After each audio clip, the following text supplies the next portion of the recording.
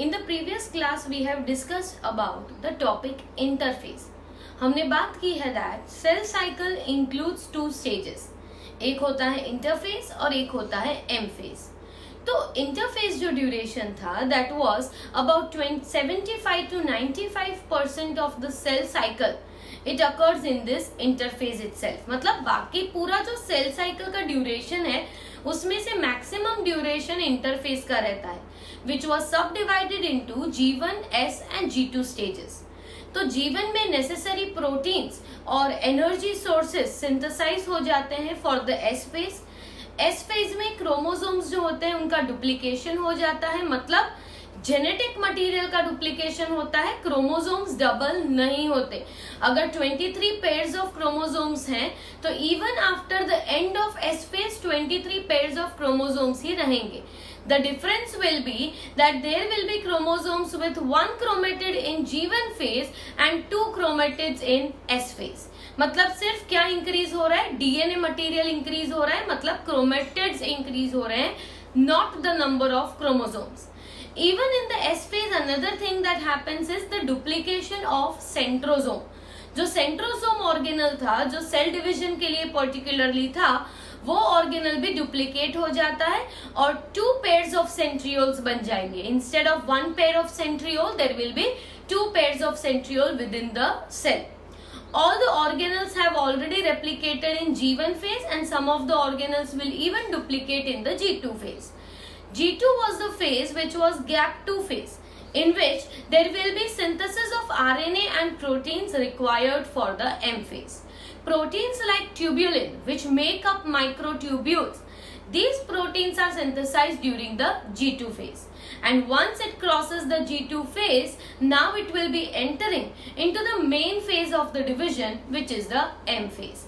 तो M phase जो है वो कौन सा फेज है? It is the phase for the actual cell division, जहां पे जेनेटिक मटेरियल जो डिवाइड हो चुका था, डुप्लीकेट हो चुका था, वो क्या होगा, 2 डॉटर न्यूक्लियस में डिस्ट्रीब्यूट होगा और इसीलिए there will be formation of the 2 daughter cells. That is going to happen during the M phase. So here we mention that M phase, it is the phase for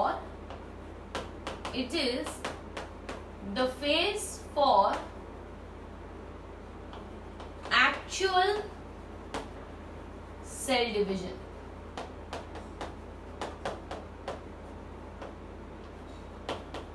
All the subcellular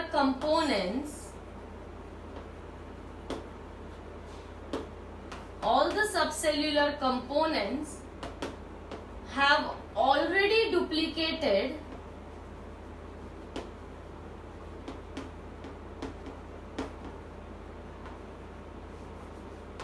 prior to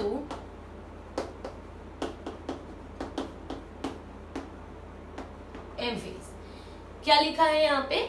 That this M phase is the actual phase of cell division. मतलब अब जो है वो main process होने वाली है, जो cell division की, न्यूक्लियस डिवीजन की प्रोसेस है. और बाकी सारे जो सबसेल्यूलर कंपोनेंट्स थे वो तो एम फेज से पहले ही बन चुके हैं. मतलब कौन से फेज में? इंटरफेज में. इंटरफेज में सारे कंपोनेंट्स बन चुके हैं, सारे सबसेल्यूलर कंपोनेंट्स जिन्हें डुप्लीकेट होना था, डबल होना था, वो ऑलरेडी रेडी है. So now this duplicated material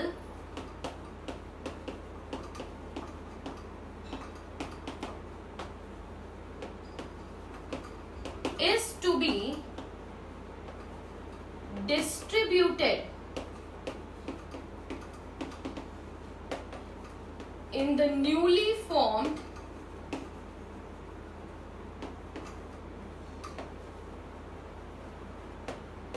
daughter cells.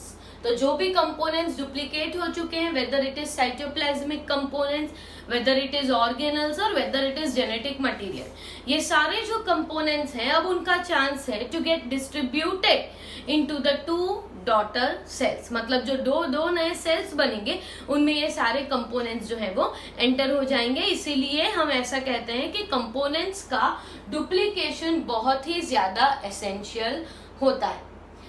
Another thing is that some cells some cells do not enter the cell cycle. Instead, they enter into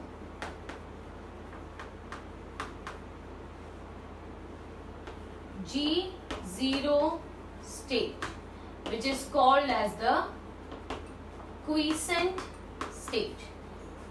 कई sales जो होंगे वो सेल साइकिल नहीं करेंगे, मतलब आगे सेल साइकिल की तरफ मूव ऑन नहीं होंगे. Instead of that, these are the cells which are going to enter into the G0 stage, which is known as the quiescent stage. In quiescent stage, the cells are metabolically active.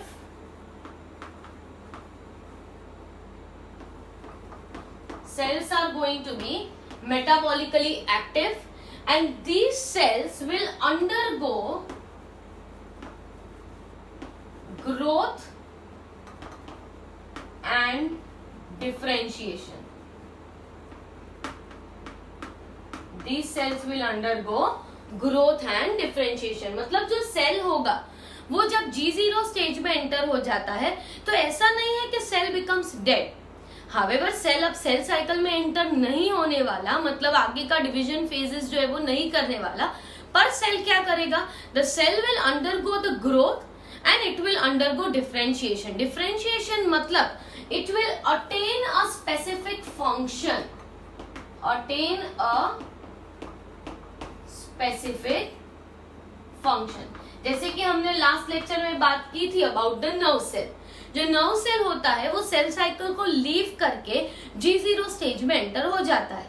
जब वो G0 stage में enter हो जाता है तो वो कैसा हो जाता है? इट बिकम्स डिफरेंशिएटेड, और डिफरेंशिएट होके then after it will attain a specific function. Differentiation मतलब ही वही हुआ कि attaining a specific function.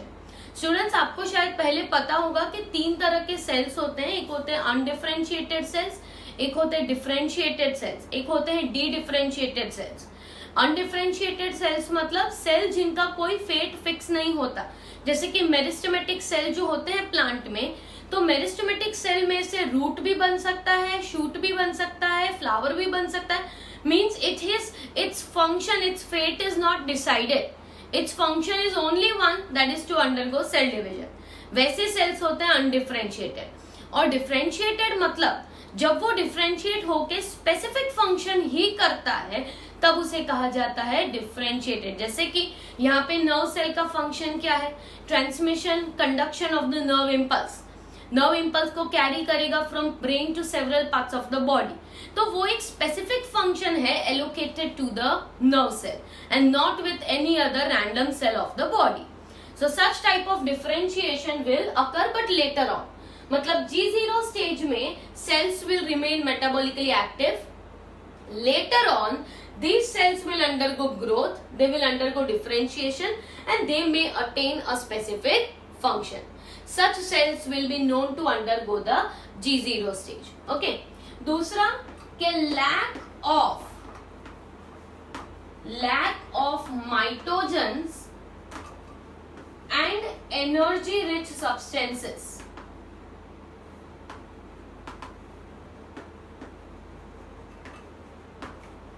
also prevents cell from entering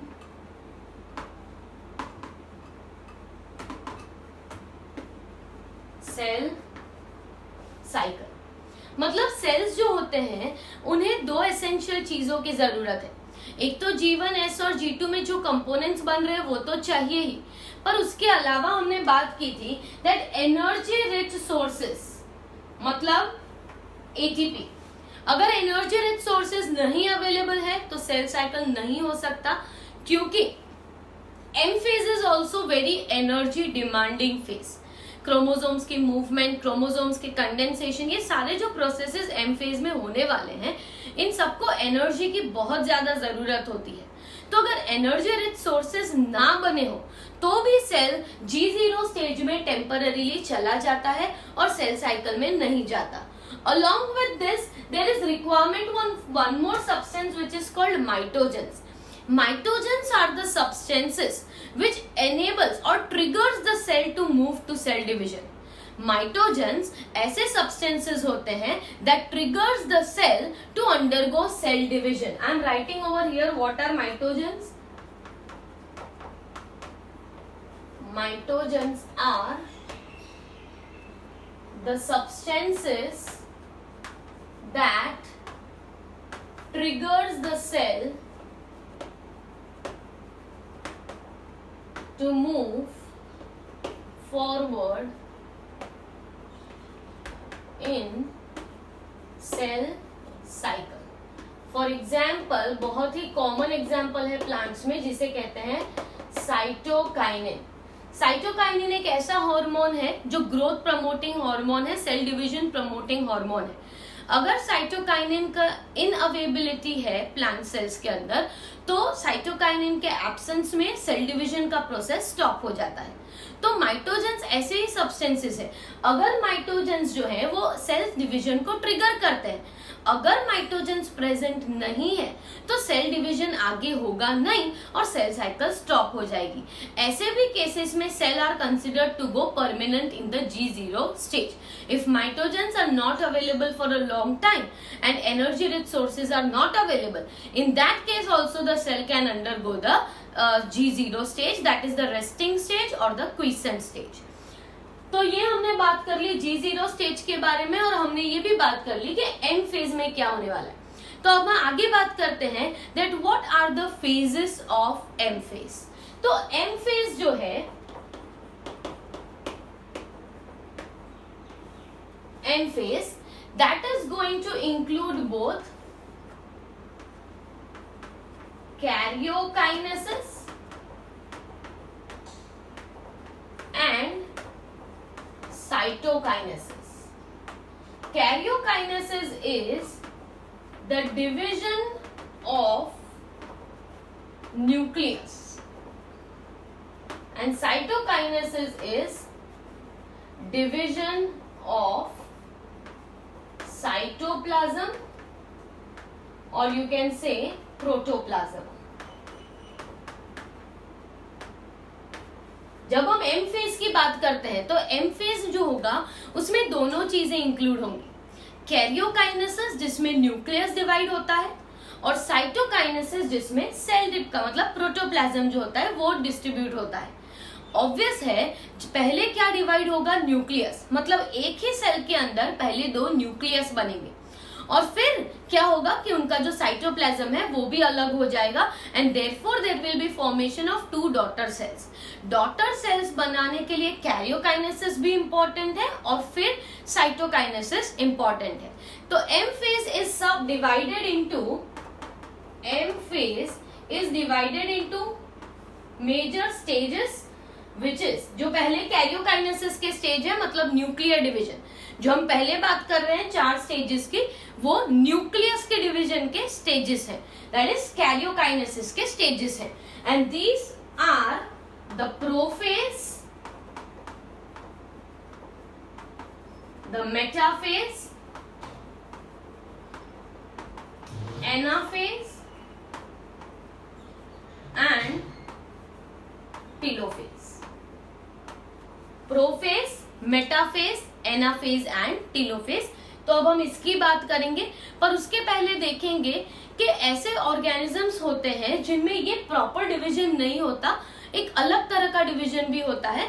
तो वो किस ऑर्गेनिजम्स में होता है, कैसे होता है वो भी एक बार देख लेते हैं.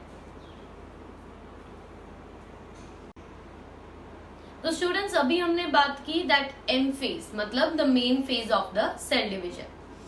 तो ये जो फेज है वो डिवाइडिंग फेज है जिसमें सेल डिवाइड होगा. अगर हम सेल डिवीजन की बात करें तो सारे ही जो सेल्स होते हैं उसमें सिमिलर टाइप का डिवीजन नहीं होता.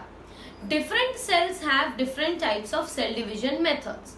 सो here there are 3 main types of cell division. Cell division के 3 टाइप्स हैं जिसमें से हमने जो फेजेस लिखे थे they are the phases of mitosis. पर उसके पहले भी हमें एक और चीज थोड़ी स्टडी करनी होगी that is the cell division in the lower organisms like paramecium.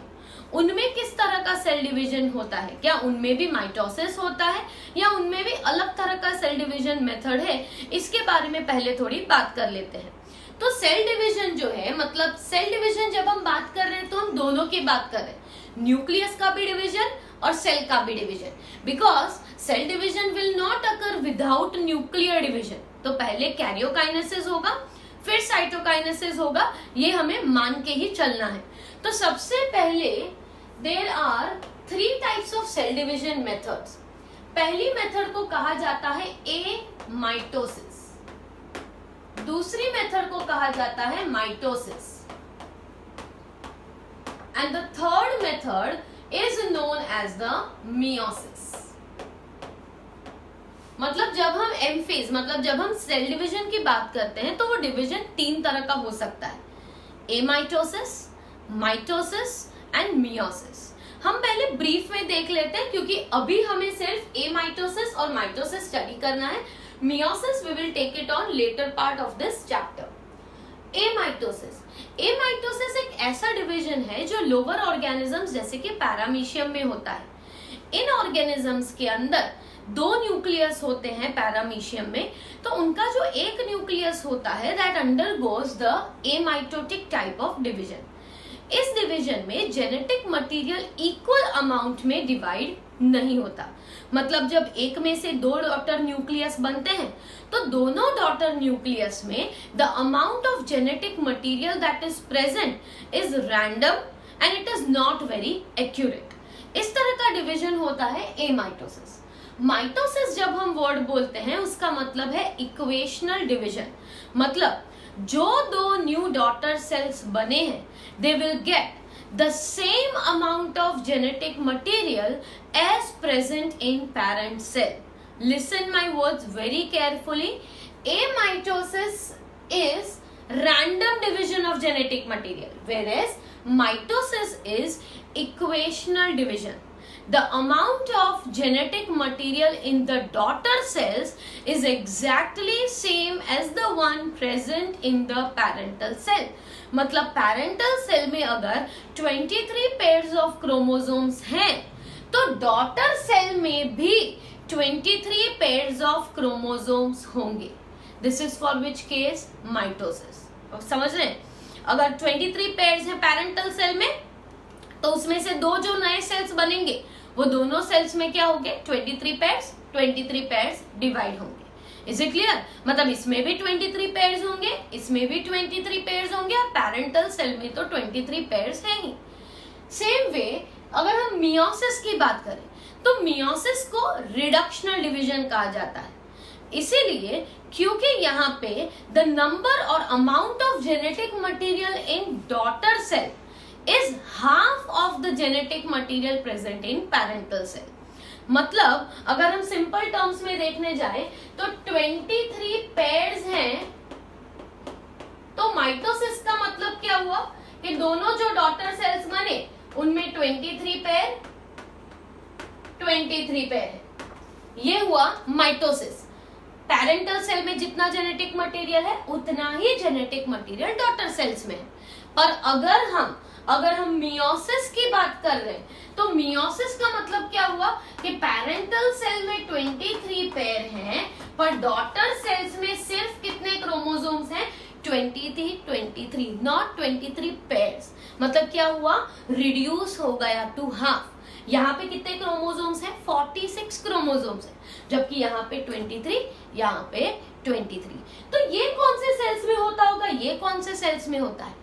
Mitosis हमारी बॉडी में हर एक सोमैटिक सेल में होता है, आपके स्किन के सेल्स में, राइट, आपके ऑर्गन्स के सेल्स में, हर जगह पे क्या प्रोसेस हो रहा है, माइटोसिस हो रहा है, जिसे हम कहते हैं इक्वेशनल डिवीजन। जबकि मियोसिस सिर्फ और सिर्फ गैमेटिक सेल्स में होता है, रिप्रोड्यूसिंग सेल्स में होता है, ऐसे सेल्स जो रिप्रोडक्टिव है, मतलब जो बनते हैं हमारे एग और स्पर्म्स। एग और स्पर्म्स जो बनते हैं उनमें ये स्पेशल प्रोसेस होता है सेल डिवीजन का, वो है मियोसिस। तो इस चैप्टर में आगे हमें यही दोनों चीजों पे फोकस करना है और इन्हें डिटेल में स्टडी करना है कि कैसे होता है माइटोसिस और क्या डिफरेंस होता है in the case of meiosis.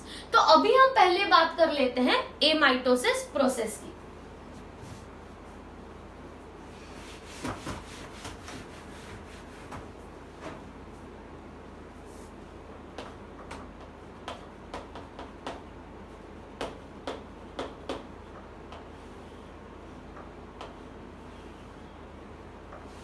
Amitosis. The process of amitosis is known as direct cell division. इसे कहा जाता है डायरेक्ट सेल डिवीजन, मतलब डायरेक्ट ही सेल डिवीजन हो जाने वाला है इस प्रोसेस में, इसीलिए डायरेक्ट सेल डिवीजन कहा जाता है. The term was given by the researcher Fleming. सबसे पहले स्टडी इसे एक और रिसर्चर ने किया था जिसका नाम था रिमैक, और उसके बाद इसे प्रॉपरली एक्सप्लेन किया गया in detail by the researcher known as Fleming. Fleming is the same researcher who has also explained and given the term mitosis. जिसने माइटोसिस टर्म दिया है वो रिसर्चर का नाम भी फ्लेमिंग ही है. नेक्स्ट, जब हम एमाइटोसिस की बात कर रहे हैं तो एमाइटोसिस में किस तरह का प्रोसेस होगा. So first of all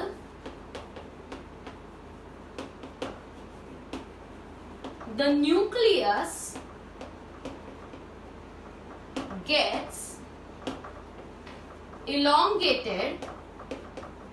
First of all, what is going to happen? The nucleus is going to be slightly elongated and divides to form two nucleus randomly. There is no differentiation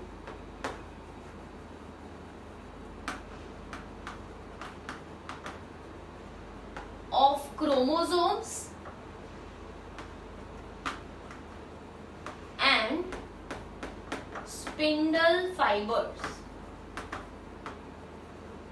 आगे हम थोड़ा पढ़ेंगे इसलिए आपको exactly पता चलेगा कि spindle fibres क्या होते हैं, पर यहाँ पे हम कहना क्या चाह रहे हैं कि यहाँ पे क्रोमोसोम्स में कोई डिफरेंशिएशन, मतलब क्रोमोसोम का कंडेंसेशन या कॉम्पैक्शन ऐसे कोई स्टेप्स होते नहीं है. More over spindle fibre formation भी नहीं होता. Nuclear membrane does not disintegrate. Nuclear membrane does not disintegrate. The cytoplasm constricts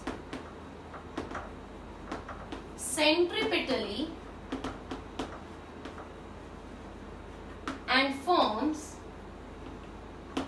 two daughter cells. अब थोड़ा डायग्रामेटिकली देख लेते हैं तो ये सारी चीजें पता चल जाएंगी. फॉर एग्जाम्पल ये एक सेल है and this is its nucleus. तो सबसे पहले क्या होगा, that the nucleus is going to elongate. Nucleus क्या हो रहा है, थोड़ा इलोंगेट हो रहा है. फिर क्या होगा, that this nucleus is going to randomly divide into two. The cell will be dividing, start dividing centripetally and ultimately give rise to two cells. क्या हुआ है, ये है न्यूक्लियस. न्यूक्लियर मेम्ब्रेन ब्रेक ही नहीं हुई, सिर्फ इलोंगेट हो गई और फिर सेपरेट हो गई. तो यहाँ पे एक सेल के अंदर दो न्यूक्लियस है, ठीक है. अब ये दो न्यूक्लियस के बाद क्या हो रहा है, यहाँ पे centripetally the cytoplasm is getting separated. Cytoplasm क्या हो रहा है, सेंट्रीपेटली मतलब बाहर से अंदर की तरफ ऐसे फोल्ड हो रहा है, और फिर ये जो साइटोप्लाज्म है वो अलग हो जाएंगे, और फिर दो न्यूक्लियस ऑलरेडी अलग हो चुके हैं और ये सेपरेट हो जाएंगे. The only thing in amitosis is the genetic material distributed in two cells is not equal. The distribution of genetic material